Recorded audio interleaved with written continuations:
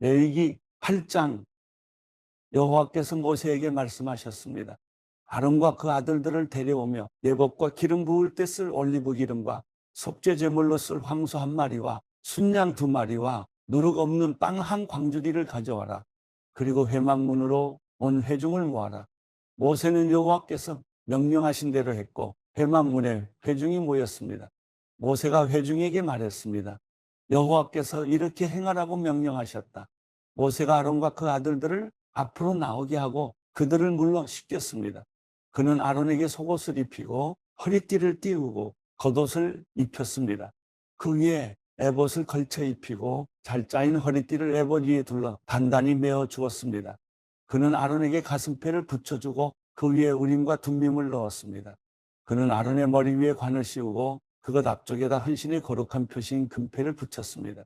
이는 여호와께서 모세에게 명령하신 대로였습니다. 그 후에 모세는 거룩하게 구별하는 용도로 올리브 기름을 가져다가 장막과 그 안에 있는 모든 기구에 발라 그것들을 거룩하게 했습니다. 그는 올리브 기름의 얼마를 제단 위에 7번 뿌리고 제단과 제단의 모든 기구와 물두멍과 그 밑받침에도 기름을 발라 거룩하게 했습니다. 모세는 아론을 거룩하게 구별하는 올리브 기름 일부를 그의 머리에 부어 그를 거룩하게 했습니다. 모세는 아론의 아들들을 데려다 그들에게 속옷을 입히고 허리띠를 띄우고 두건을 씌워 주었습니다. 이렇게 모세가 여호와께서 명령하신 대로 했습니다. 그 후에 모세가 속죄제물로 황소를 가져왔습니다. 아론과 그 아들들이 속죄제물로 바쳐 황소의 머리 위에 손을 얹는 의식을 행했습니다.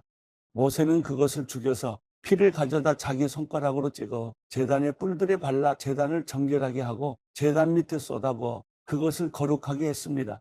그는 내장에 있는 모든 기름과 간의 꺼풀과 콩팥 2개와 그 기름을 가져다 제단에서 태웠습니다. 그러나 황소와 그것의 가죽과 살과 똥은 여호와께서 모세에게 말씀하신 대로 이스라엘의 야영지 밖에 가져다 태워버렸습니다. 그 후에 그는 순양을 가져다 번제물로 바쳤습니다. 아론과 그 아들들은 그 제물의 머리 위에 손을 얹는 의식을 행했습니다. 모세는 그것을 잡아 제단 사방에 그 피를 뿌렸습니다. 순양의 각을 떠서 모세는 그 제물의 머리와 고기 조각들과 기름을 불태웠습니다. 모세는 내장과 다리를 물로 씻고 제단의 번제물로 순양 전부를 드렸습니다. 이것은 번제로 여호와께서 기뻐하시는 향기로운 화제입니다. 여호와께서 모세에게 명하신 대로였습니다. 그 후에 그는 다른 순양 한 마리를 인직을 위한 제물로 드렸고 아론과 그 아들들은 그것의 머리 위에 손을 얹는 의식을 행했습니다. 모세는 그것을 잡았고 그 피를 조금 가져다 아론의 오른쪽 깃불과 오른쪽 엄지손가락과 오른쪽 엄지발가락에 발랐습니다. 모세는 또한 아론의 아들들을 데려왔고 그 피를 그들의 오른쪽 깃불과 그 오른쪽 엄지손가락과 오른쪽 엄지발가락에 발랐습니다. 그 후에 모세는 그 피를 제단 사방에 뿌렸습니다. 그는 기름과 기름진 꼬리와 내장에 있는 모든 기름과 간의 꺼풀과 두 콩팥과 그것을 덮고 있는 기름과 오른쪽 넓적다리를 떼어냈습니다. 그 후에 여호와 앞에 있는 누룩 없는 빵이 담긴 바구니에서 빵 하나와 올리브 기름을 섞어 만든 빵 하나와 납작한 빵 하나를 가져다 기름과 오른쪽 뒷다리 위에 얹었습니다. 그는 이 모든 것을 아론과 그 아들들의 손에 얹어 그것을 여호와 앞에서 흔들어 바치는 예물로 드리게 했습니다. 그 후에 모세는 그들 손에서 그것들을 가져다 제단 위에서 번제물과 함께 임직예물로 태웠습니다. 그것은 여호와께서 기뻐하시는 향기로운 화제였습니다. 모세는 또한 가슴살 부위를 가져다 여호와 앞에서 흔들어 바치는 예물로 드렸습니다. 그것은 인직식의 순양 제물 가운데 모세의 몫이었습니다. 여호와께서 모세에게 명령하신 대로였습니다. 그 후에 모세는 제사장이 임직 때 쓰이는 올리브 기름과 제단에 있던 피를 조금 가져다 아론과 그의 겉옷에 또 그 아들들과 그들의 겉옷에 뿌려서 아론과 그의 겉옷과 그 아들들과 그들의 겉옷을 거룩하게 했습니다. 모세가 아론과 그 아들들에게 말했습니다. 회막 입구에서 고기를 삶으시어 거기서 고기와 임직식의 제물이 담긴 바구니에서 빵을 가져다 먹으라고 내게 명령하신 것 같이 아론과 그 아들들이 먹어야 하고 남은 고기와 빵은 불태워 버리시오. 여러분은 임직이 끝나는 기간까지 7일 동안 회막 입구에서 떠나지 마시오. 이는 7일 동안 임직식이 계속되기 때문이요. 여호와께서 오늘 행한 것처럼 여러분을 위해 속죄를 행하라고 명령하셨어. 여러분은 회막문에 밤낮 7일 동안 머물면서 여호와께서 요구하시는 대로 하여 여러분이 죽지 않도록 하시오. 내가 그런 명령을 받았기 때문이요. 아론과 그 아들들은 여호와께서 모세를 통해 명령하신 모든 것을 수행했습니다. 레위기 9장 8일째 되는 날에 모세는 아론과 그 아들들과 이스라엘의 장로들을 불러 모았습니다. 모세가 아론에게 이렇게 말했습니다. 속죄 제물로 수송아지를, 번제물로 순양을 가져오십시오. 둘 다 흠없는 것으로 여호와 앞에 끌어오십시오. 그리고 이스라엘 백성들에게 말하십시오. 속죄 제물로 순명수 한 마리를 가져오고 번제물로 1년 된 흠없는 송아지 한 마리와 어린 양 한 마리를 끌어오고 또 여호와 앞에 드릴 화목제 예물로는 수소 한 마리와 순양 한 마리를 올리브 기름 섞인 곡식 제물과 함께 가져오라. 오늘 여호와께서 너희에게 나타나실 것이다. 그들이 모세가 명령한 것들을 회막 앞으로 가져왔고 온 회중은 가까이 나와 여호와 앞에 서 있었습니다. 그러자 모세가 말했습니다.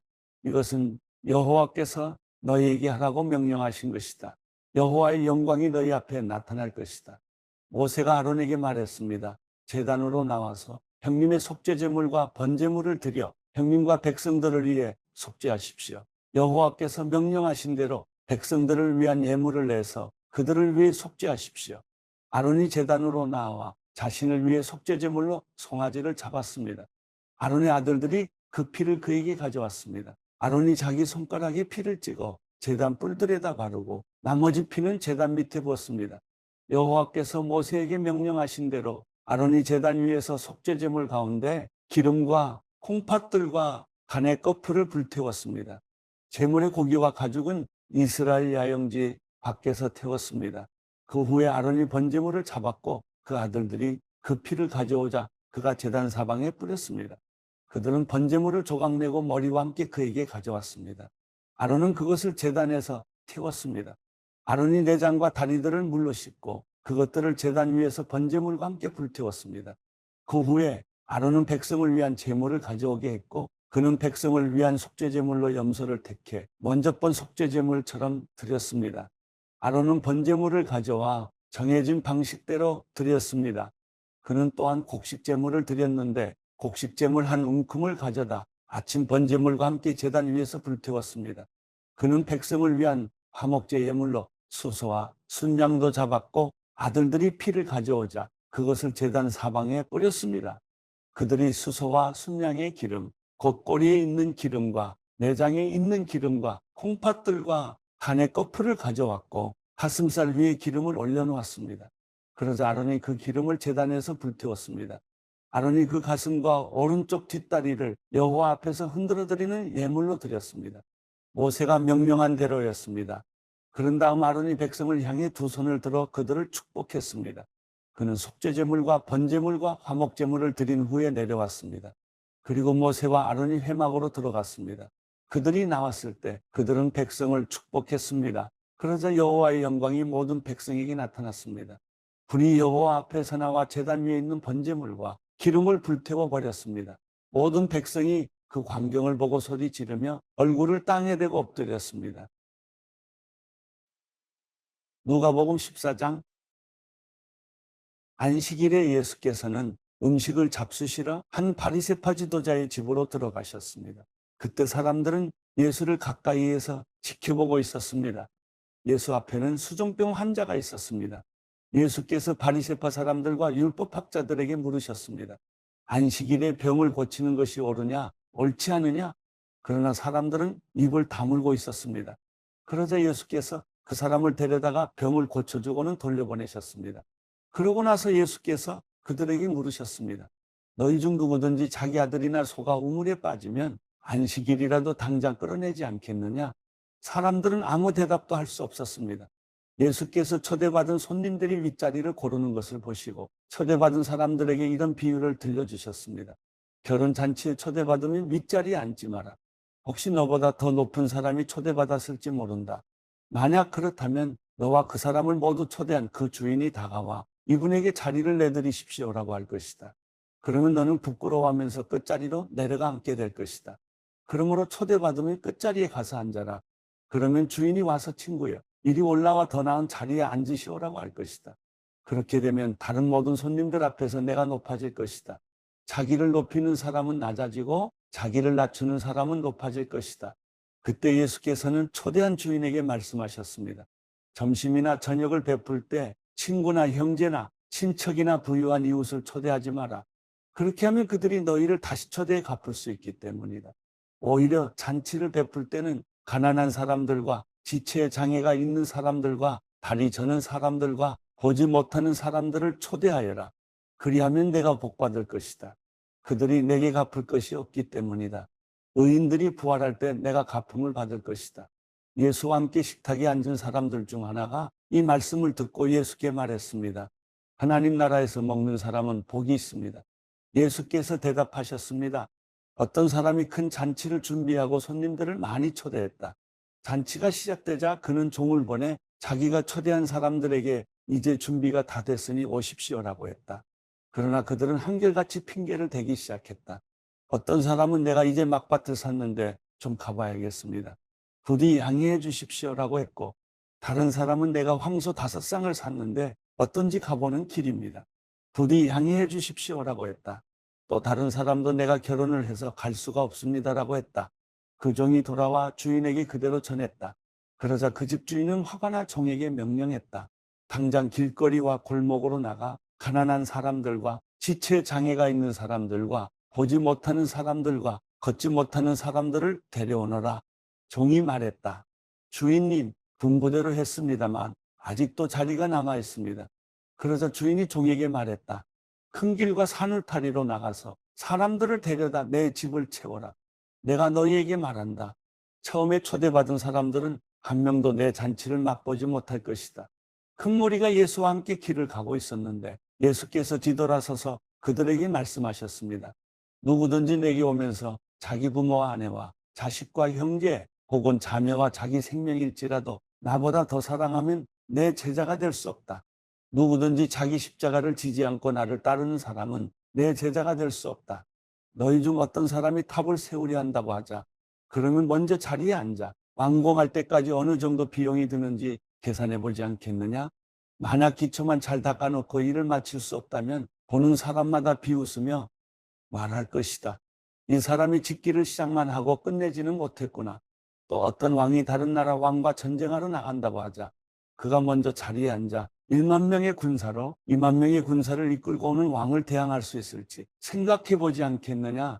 만약 승산이 없다면 그가 아직 멀리 있을 때 사신을 보내 화친을 청할 것이다. 이와 같이 너희 가운데 누구든지 자기 소유를 다 포기하지 않으면 내 제자가 될 수 없다. 소금은 좋은 것이다. 그러나 소금이 짠맛을 잃으면 무엇으로 다시 짜게 하겠느냐? 그것은 땅에도 거름에도 쓸모가 없어 밖에 내버려진다. 귀 있는 사람은 들으라.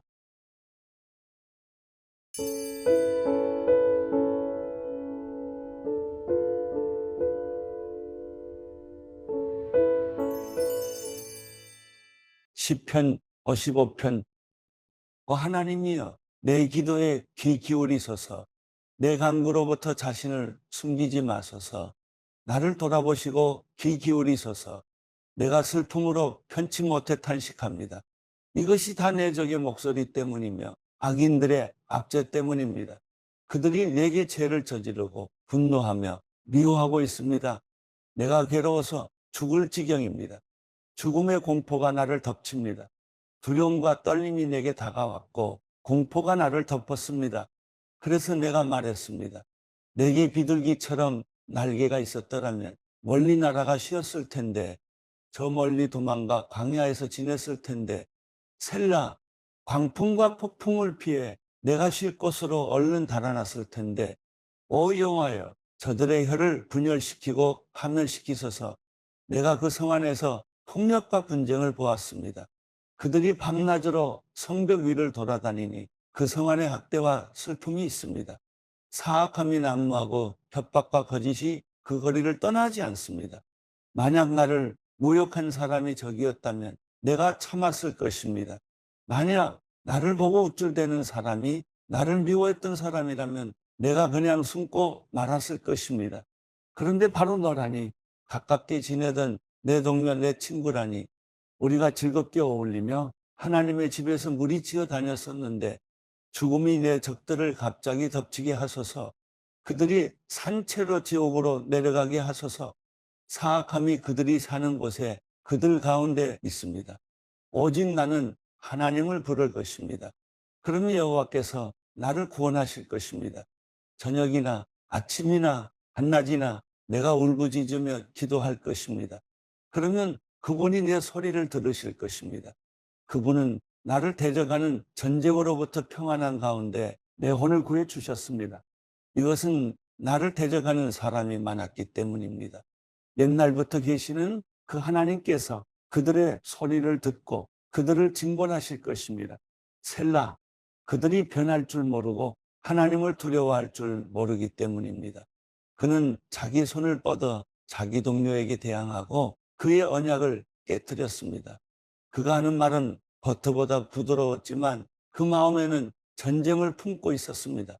그의 말은 기름보다 매끄러웠지만 실은 뽑힌 칼이었습니다. 내 짐을 여호와께 맡겨라. 그러면 그분이 너를 붙드시고 결코 의인들이 흔들리게 두지 않으실 것이다. 하나님이여, 주께서 악인들을 저 아래 구덩이에 빠뜨리실 것입니다. 손에 피를 묻히고 속임수를 쓰는 사람들은 자기 수명의 반도 못 살 것입니다. 그러나 나는 주를 의지할 것입니다.